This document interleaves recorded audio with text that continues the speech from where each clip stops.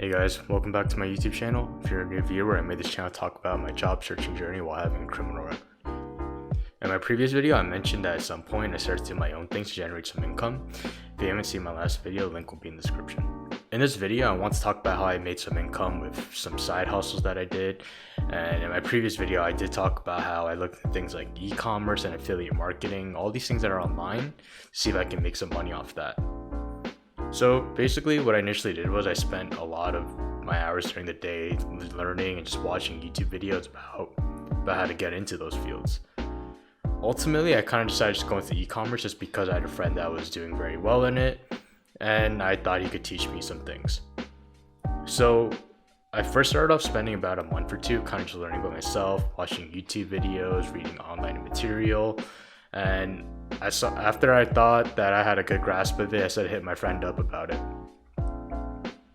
So he taught me some other things like testing products, testing different ads, creatives, all these other random things. So how I started off was I spent some time testing a bunch of products in a bunch of different stores where basically all of them failed. One thing I learned from all these e-comm gurus that you find on YouTube is that you shouldn't hold onto a product if it isn't profitable. At first, I didn't understand if my product itself sucked or if my ads just sucked. Eventually, after some time, I ended up finding a winning product that helped me generate a lot of income. Finding a winning product is one thing, but you also need to learn other valuable skills such as social media advertising. Now, I ended up going the route to advertise on Facebook and Instagram, which are basically on the same platform. I know a lot of other people tend to prefer other methods such as Google ads or even doing promotions with influencers. I'm not here to tell you what is right or wrong or what is the best method. I ended up just going with the method that my friend was doing already. I initially learned how to do Facebook ads by watching these e-comm YouTubers who taught me everything about testing ads and learning how to make a good creative for your ads. Aside from learning ads, you also need to make a good site that looked appealing to people who visit your store.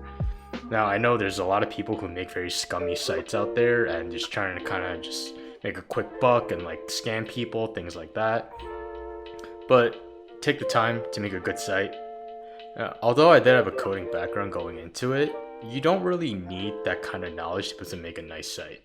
A lot of these platforms like Shopify specifically, which is the one I worked on, have these templates that are just pre-made and you basically just plug in things, type things out, insert things. It's very easy, very self-explanatory, very easy to learn. So prior to starting e-comm, I had some money saved up, but it wasn't that much. And after testing a bunch of products, I was kind of just throwing money down the drain, and I realized that if I don't find a winning product right away, that I'm gonna lose all my savings. However, luckily I ended up finding one product that actually saved me and made me some money. So after that product was kind of doing well during the testing phase, I started putting in more money. So initially I was spending maybe about like $100 a day on just ad spend, and it's not that much. Might be a lot for someone who's just starting maybe. But yeah, the results were just kind of positive, so I kept increasing my ad spend. Eventually, within like 2 months of starting the store, I was spending nearly $2,000, $3,000 a day. Now, I know to some people that number may not seem like a lot considering that there's like these e-comm gurus who are dumping millions and millions of dollars a year into ad spend, but I feel like this is kind of what a typical person who is trying to scale their store is spending. Now, the e-comm business was very relaxing because it didn't require much work for me once I found the right creative and the ad. So basically while the e-comm store was running, I decided to look into other side hustles. One thing that kind of appealed to me was Fiverr actually, which is a freelancing website. I had a bunch of skills to offer, like from my previous job where I did marketing, from what I just learned now, social media advertising, things like that. So I ended up listing a bunch of services on Fiverr to see if I would get any orders. It was actually pretty quiet for like maybe a month. However, I ended up getting my first order. I wasn't really charging much just because I had no reviews and no one really wants to go somewhere that has no reviews. But one guy ended up taking the chance with me, I guess. I won't go too much detail into Fiverr just because I didn't go too seriously into it. I kind of just had services listed up and just hope that some people buy it maybe. Now, while I had Fiverr and my e-comm store running, I kept looking into all the alternatives to make money. I couldn't really think of any of the side hustles, or just most of them just didn't interest me at all. Eventually, I started looking into trading stocks. Even if I didn't make a ton of money, I still thought it would be a good valuable skill to learn. I actually ended up buying a book off Amazon that taught me the basic fundamentals of reading a chart and how to do technical analysis. To be honest, I wouldn't really recommend that book for someone who's just getting started. It's a lot of information and it might just leave you confused, honestly. There's a bunch of free resources online that teach you things like that, as well as other valuable information. Anyways, I didn't have too much money to work with just because most of the money that I had was being funneled into my e-comm store. So I didn't want to really hold stocks long term because it wouldn't make me too much money.